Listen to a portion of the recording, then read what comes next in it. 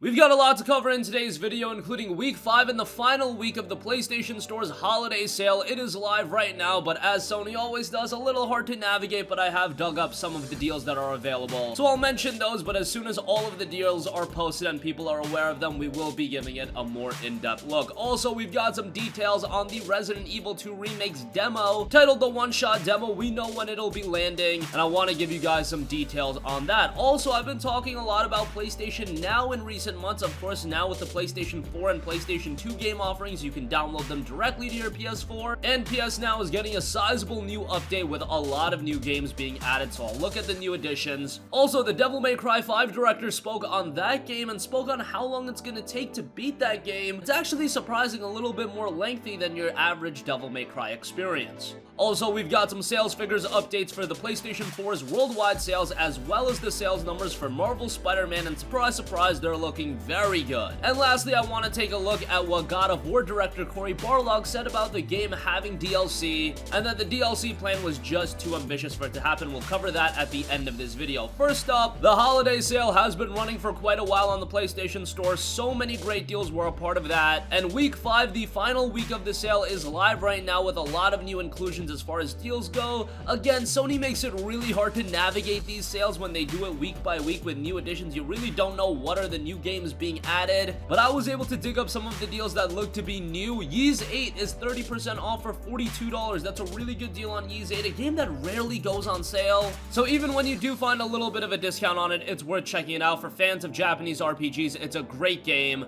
Nothing to write home about on the technical side, especially because this was a game that was available on the PlayStation Vita as well, but as far as the content goes, it is on point. The gameplay is great, the music is great, the story is pretty good, and again, $42, a little bit steep of a price point, but I would say it's well worth it, especially if you've been a long-time fan of Ys. Of course, it's gonna be up your alley then, but if you just want a quality JRPG with some great action gameplay, Ys 8 is a quality title to check out, and of course, Ys 9 is in development right now, and we might even see the release of that game in 2019, probably not 2019 over here in the States, but that game should be coming at some point. Other deals, we also have Assassin's Creed Rogue, that looks to be down to $18, Far Cry 3 Classic is down to $18, Dragon Ball FighterZ is 50% off for $30, would say that's a little bit expensive for that game, especially because a lot of retailers are selling that game for around $20, but still, DB Fighters is a great game, and I would give it a recommendation if you have been eyeing it for quite a while. It's just that the price might be a little bit high. I see FE for $5, Dead's Gambit is $12, Dark Souls 1 Remastered also looks to be on sale, that is $30, so again, a little bit expensive on that, but that is more of a recent release, so I'll give it a slide on that. A bunch of other deals should have gone live as well as a part of week 5, but again, they just make it so hard to navigate the PlayStation Store and actually find out what deals are new. With 1,500 games on sale as a part of the holiday sale, they should have a section of the games where, hey, these are new offerings for week 5, but everything kind of just gets jumbled in together, so it's hard to find everything that is on sale, and I can't spend all this time looking through all of the 1,500 deals, comparing it to what has been on sale. As you guys can imagine, that would be a little difficult, but new deals are being introduced, and again, once we have an idea of everything that's on sale, we'll give you guys a full picture view. Moving on from that, the PlayStation blog has a great post about the Resident Evil 2 one-shot demo. That's hitting the PlayStation 4 on January 11th, and if you guys aren't aware, yes, the RE2 remake is getting a demo, but it's kind of an interesting demo. It's gonna have a limited playtime of 30 minutes in-game. The blog post specifically goes over how to most effectively use your 30 minutes, including to scavenge and survive, stay healthy and alive, fight or flight. Seeing red, you'll want to inspect everything. There's a lot of puzzles to solve and crucial items scattered all over, and you'll want to have a close look at everything. A lot of gamers are talking about how early 2019 is packed with game releases just like fall of 2018, and I think the game that really sets all of these big game releases in motion is the Resident Evil 2 remake. This game is just highly anticipated. Resident Evil 2 was widely considered by many to be one of the best, if not the best game in the entire RE franchise, and now to see it have a ground-up remake for the PlayStation 4, that is pretty impressive. And whenever I see one of these old school classics be remade from the ground up with a new set of visuals, of course, RE2 was a game that was released on the PlayStation 1. Now, being a PS4 game, it has gotten a complete facelift. Again, the Resident Evil 2 one-shot demo is going to hit the PlayStation 4 on January 11th, and then, of course, the full game will follow up with a release 2 weeks later on January 25th. To be treating this as a new game, and we know a lot of fans like that over-the-shoulder perspective. This brings it in line with RE4. Yes.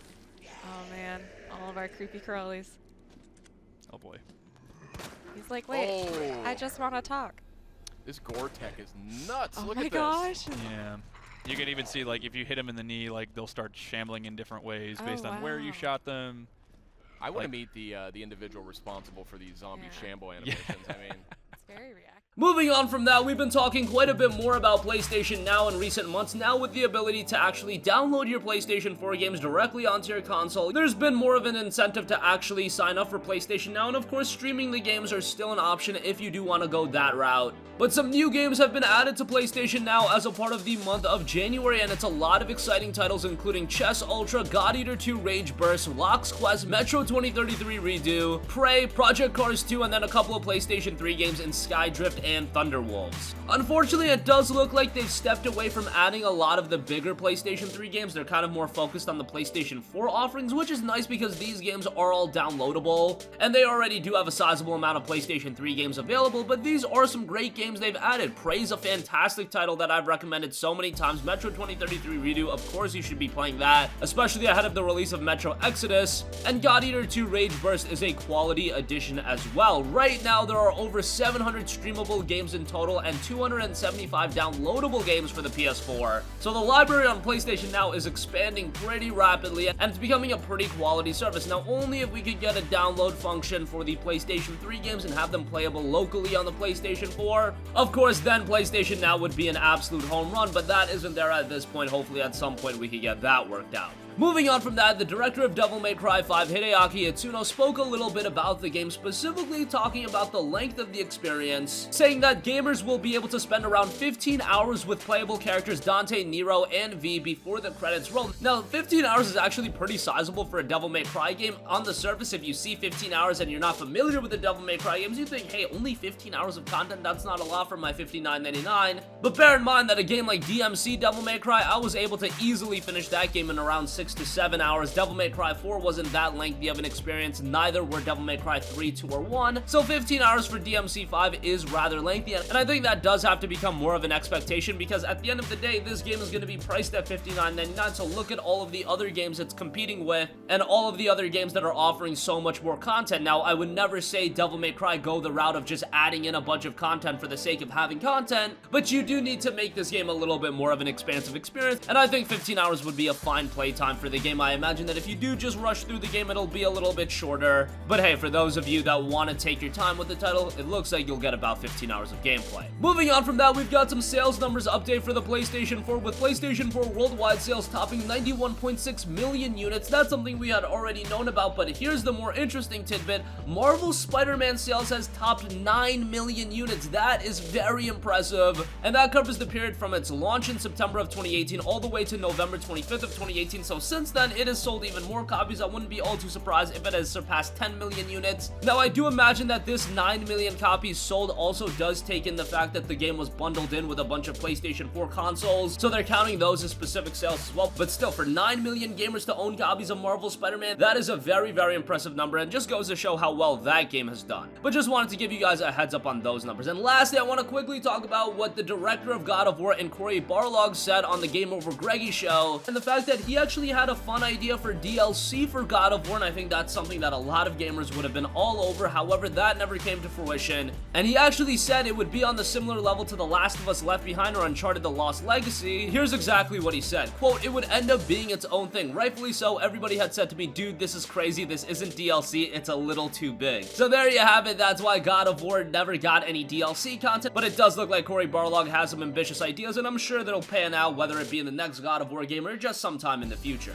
But that is gonna conclude this video. Again, week 5 of the PlayStation Store's holiday sale is live right now. The one-shot demo for the Resident Evil 2 Remake is dropping on the PS4 on January 11th. PlayStation Now is getting a pretty sizable update with games being added like Prey, Metro 2033 Redo, God Eater 2 Rage Burst, and more. Devil May Cry 5 looks to be a 15-hour experience. PS4 worldwide sales top 91.6 million units, while Marvel's Spider-Man is topping 9 million units. And why didn't God of War have any DLC? Well, it's just because Cory Barlog's idea was a little bit too ambitious. That's gonna wrap up this video. Sound off with all of your thoughts in the comment section down below. Thank you for watching, and goodbye. Hey guys, we hope you enjoyed the video, and if you did, make make sure to hit the subscribe button, and if you're already subscribed, do us a favor and hit the bell icon. This way you'll be notified whenever we post a new video. That's the best way to keep up with all of our uploads, and we usually try to upload 2 videos a day. And with the bell icon hit, you'll be notified whenever we do upload a video. As always, thanks for watching.